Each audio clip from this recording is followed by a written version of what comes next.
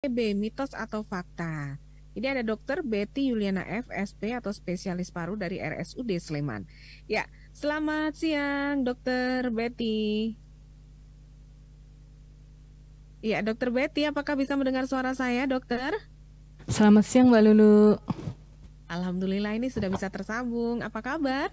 Alhamdulillah. Baik, sehat puasanya? Lancar, Dok? Alhamdulillah. Baik, ini acara maksi tapi kita nggak makan siang ya dok ya. Kita di sini akan ngobrol ini tentang TB, mitos atau fakta. Nah sebenarnya mungkin di sini ada beberapa hal yang perlu diketahui oleh masyarakat umum ya terkait dengan TB. Karena saya tahu juga bahwa saat ini tampaknya kasus TB ini tidak diduga muncul lagi gitu dan tidak sedikit jumlahnya begitu ya dok ya. Benar sekali Mbak Lulu. Jadi buat mitra sehat RSUD Sleman dan semua pendengar RRI dimanapun berada, jadi memang tentang tuberkulosis ya, ini sebenarnya memang menjadi perhatian buat kita karena seperti yang tadi Mbak Lulu sampaikan, ini sesuatu yang penyakit yang sudah agak lama, jadi sebenarnya sudah sejak 3.500 sebelum Masehi sudah mulai dikenal dan hingga saat ini jumlahnya masih banyak dan Indonesia itu nomor 2 di dunia. Jadi memang angka kasusnya saat tahun kemarin itu totalnya adalah 969.000 alias ada 354 pasien TB per 100.000 penduduk di Indonesia.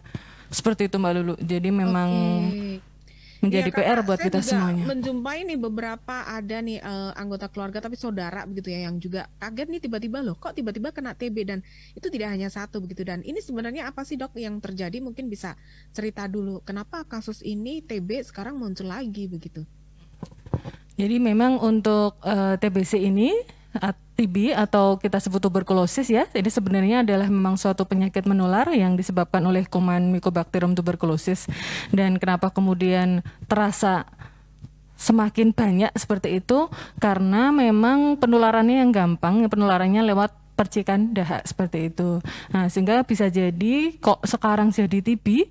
Nah, karena satu orang pasien TB itu dia bisa berpotensi menularkan ke 10 sampai 15 orang. Sehingga jika nanti tidak ditemukan dan tidak diobati, penularan ini akan terus-menerus berkembang seperti itu. Ya, jadi apa sebenarnya ini mungkin yang mitos-mitos yang biasanya berkembang gitu ya. Kalau yang saya tahu nih sebenarnya apakah bisa menular lewat udara? Itu mitos atau fakta ini, Dok? Misalnya salah satunya yang saya sebut itu. Menular lewat udara itu benar. Jadi memang masuk ke dalam golongan airborne disease ya. Seperti yang tadi saya sampaikan, si kumannya ini kemudian akan masuk ke akan ada di saluran pernapasan, kemudian akan keluar ke udara ketika seorang pasien TB itu batuk atau bersin atau bahkan berbicara. Nah, sehingga kemudian ada percikan dahak yang ukurannya sangat kecil, ukurannya namanya droplet nuklei atau kita sebut persik renik. Nah, itu ukurannya hanya 1 sampai 5 milimikron. Jadi memang tidak kelihatan, tapi di situ mengandung basil yang mengandung TB. Dan ini akan dilepaskan ke udara dan kemudian dia bisa melayang-layang dan akhirnya nanti akan terhirup oleh orang lain. Nah, orang yang menghirup ini, apalagi nanti dengan daya tahan tubuh yang kurang bagus, itulah yang kemudian berpotensi akhirnya juga ikut tertular TB. Ya baik. Ternyata di situ ya bisa menular dan sebenarnya kalau TB ini muncul, apakah karena kemarin setelah kasus COVID ini, Dok? Atau mitos atau fakta? Ada kaitannya tidak gitu? Atau mungkin bagaimana ini secara ilmiahnya? Silakan, Dok.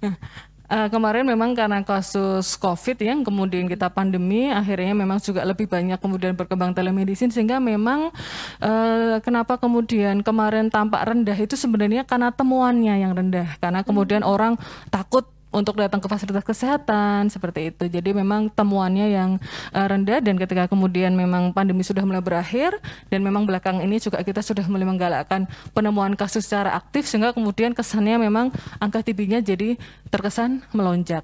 Nah, cuman apakah seseorang yang pernah kena COVID kemudian lebih berisiko terkena TB? Sebenarnya enggak, karena kan kalau memang kemudian dia kemarin COVID sembuh dan sudah baik, jika memang faktor risiko untuk TB di sini yang biasanya memang ini ya lebih karena imunitas tubuh yang kurang bagus, kemudian pada anak-anak sama lansia, kemudian juga pada orang-orang yang memang ada penyakit atau di sini gangguan ini ya, gangguan daya tahan tubuh atau pada kondisi yang HIV/AIDS seperti itu berisiko untuk lebih berisiko terkena TB. Dan juga pada lansia ataupun pada orang-orang yang mempunyai penyakit komorbid diabetes mellitus, itu risikonya lebih tinggi. Nah, untuk yang pasien pasca COVID kemudian sudah benar-benar aktif, apalagi kemudian tidak punya kebiasaan merokok juga, risikonya tentunya akan lebih kecil. Ya, jadi sebenarnya kalau begitu fakta-fakta apa yang harus kita ketahui nih, Dok, tentang TB ini? Oke. Untuk fakta, jadi seperti yang tadi saya sampaikan, yang ini sering menjadi pertanyaan juga, apakah TB itu menurun ataukah menular? Nah, tadi sudah sempat saya bahas di depan bahwa untuk TB ini tidak diturunkan tetapi ditularkan dengan penularan melalui percikan dahak dan juga terutama pada orang-orang yang kemudian memang tadi berisiko. Itu yang pertama, bahwa TB itu tidak menurun tetapi menular. Jadi kalau ada yang bilang, wah ini turunan nih atau ini kutukan nih, ya tentunya itu sesuatu yang hanya mitos saja ya, karena memang sebenarnya sudah jelas bahwa memang ada kuman yang kemudian menjadi sumber penularan. Jadi itu yang sumber penularannya begitu ya. Baik, nah ini kemudian apakah TB ini sangat mungkin bisa menyebabkan kematian ini, Dok? Untuk TB yang kemudian memang tidak ditemukan, apalagi nanti tidak mendapatkan terapi, ini memang potensi kematiannya bisa sampai 50%. Jadi kalau memang dibiarkan saja, tentunya nanti akan ada kerusakan yang luas di jaringan paru, sehingga kemudian keluhan batuk, sesaknya tentunya juga akan semakin berat dan juga kemudian juga bisa menyebar ke organ yang lain. Jadi memang risiko kematiannya cukup tinggi. Nah, berita baiknya adalah TB ini bisa sembuh. Dan alhamdulillah sudah tersedia untuk obat-obatan tuberkulosis, dan memang semuanya ini sudah menjadi program dari pemerintah ya, menjadi komitmen bersama untuk nantinya bisa mengeliminasi TB. Jadi memang untuk obat-obatan juga sudah tersedia secara gratis dan bisa diakses baik dari puskesmas maupun nanti juga dengan jejaring rujukan.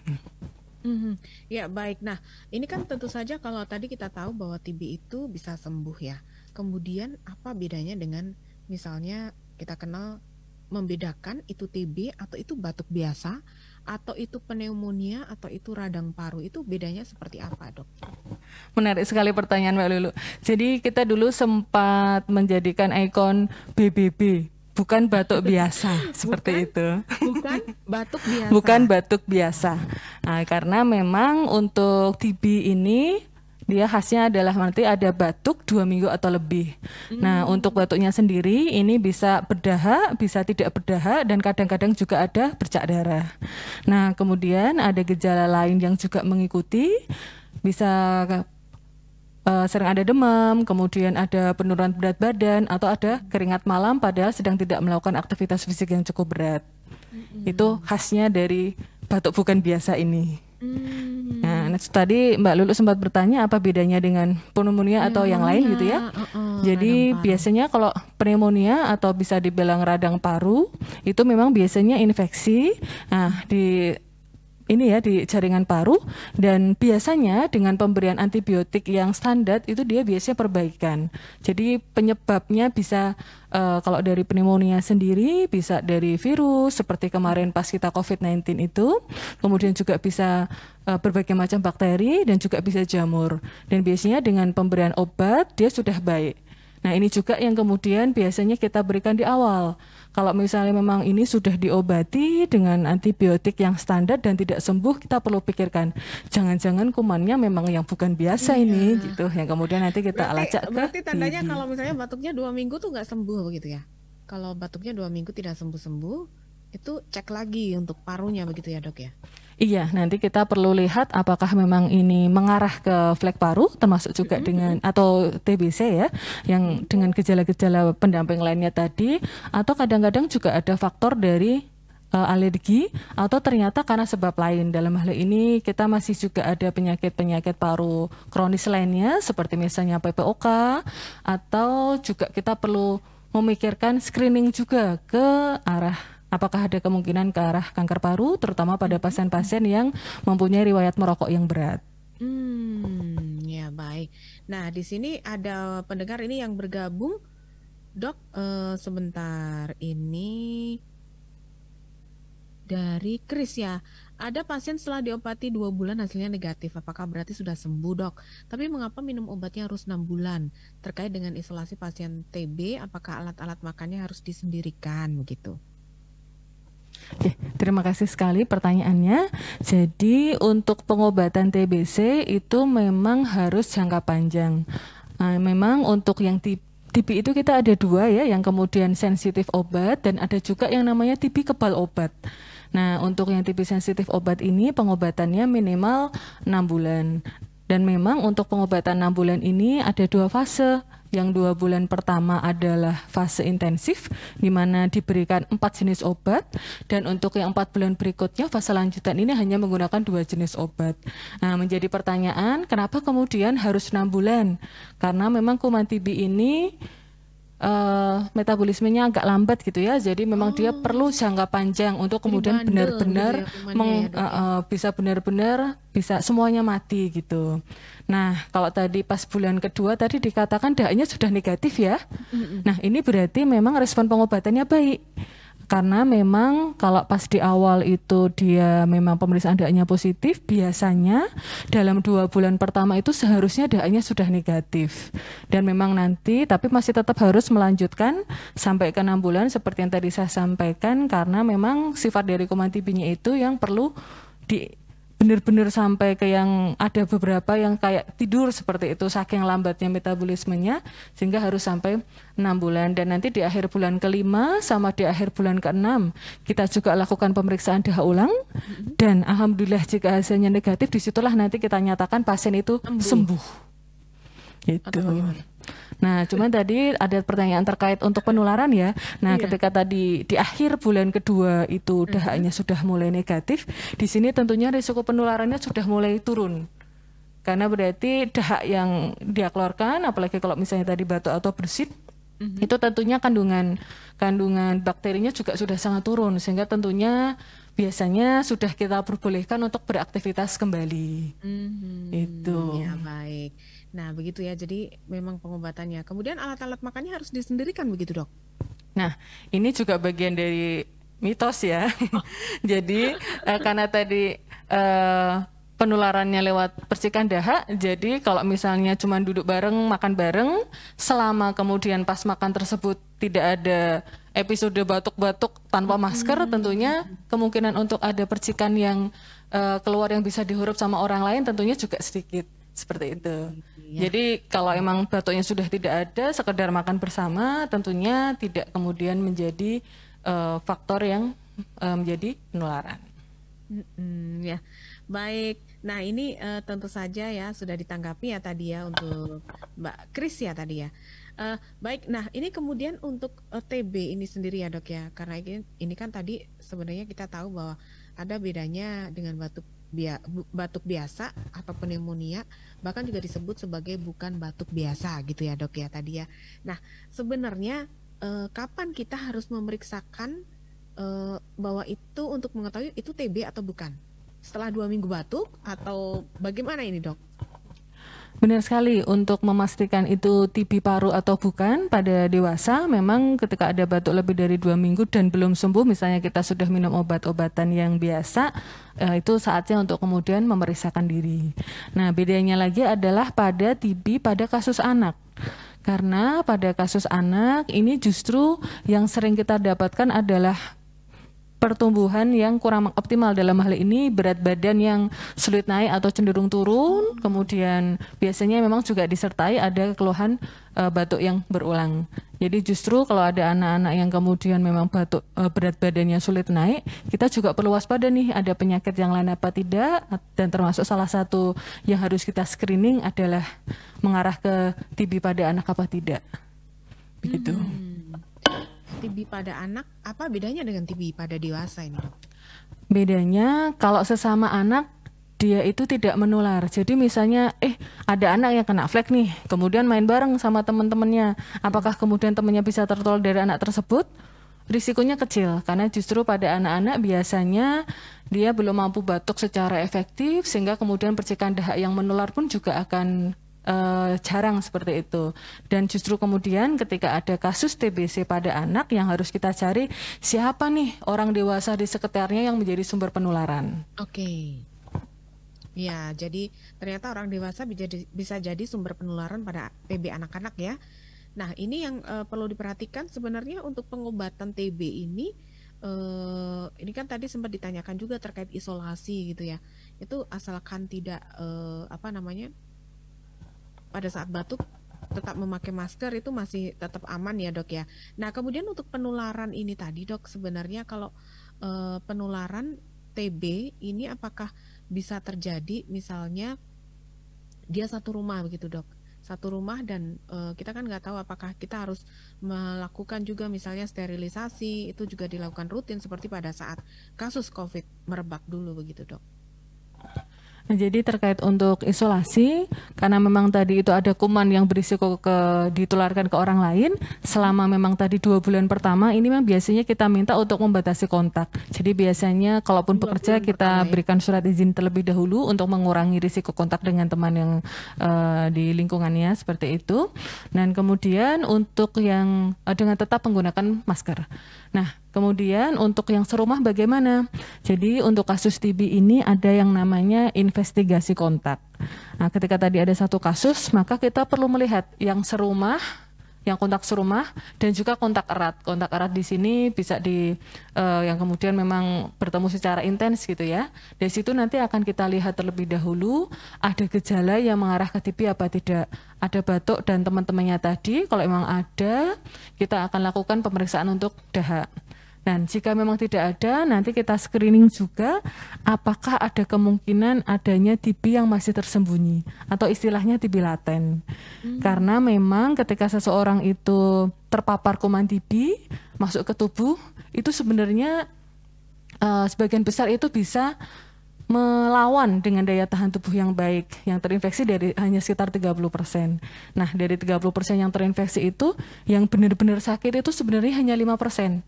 95%-nya dia itu terinfeksi tetapi tidak berkembang sebagai kasus TB yang aktif seperti itu. Nah, ini yang kemudian perlu kita lacak kepada yang kontak serumah dan kontak erat melalui kegiatan yang kita namakan sebagai investigasi kontak.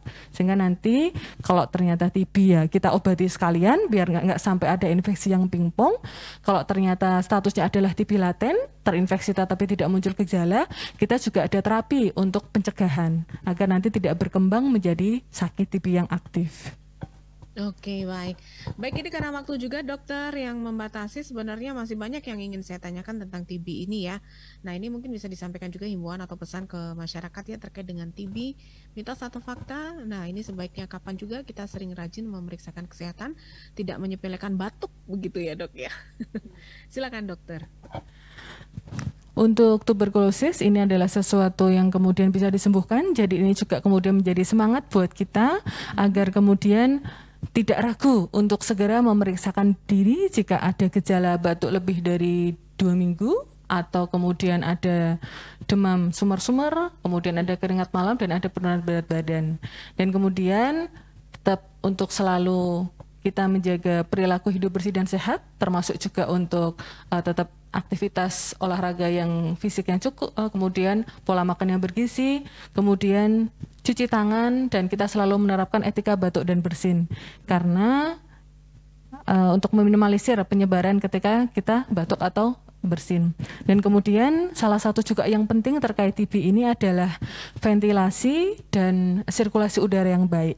Nah, ini menjadi perhatian buat kita agar kemudian dibuka jendela-jendela rumah dan kemudian diusahakan cahaya matahari bisa masuk agar ketika ada kuman pun nanti bisa segera tereliminasi. Dan juga salah yang tidak bisa kita lupakan adalah untuk menghindari paparan asap rokok karena tentunya ini juga akan meningkatkan risiko untuk terinfeksi TB maupun juga penyakit infeksi lainnya. Baik. Baik pendengar, itu tadi bincang-bincang kita bersama Dr. Betty ya dari RSUD Sleman. Terima kasih banyak dokter untuk bincang-bincangnya. Selamat siang. Terima kasih banyak Mbak Lulu. Selamat menunaikan ibadah puasa. Terima kasih, sama-sama. Semoga sehat selalu semuanya. Amin. Assalamualaikum. Waalaikumsalam warahmatullahi wabarakatuh. Baik ke pendengar, tentu saja dari Maksiat seluruh kerabat kerja yang bertugas mengucapkan terima kasih banyak dan sampai jumpa.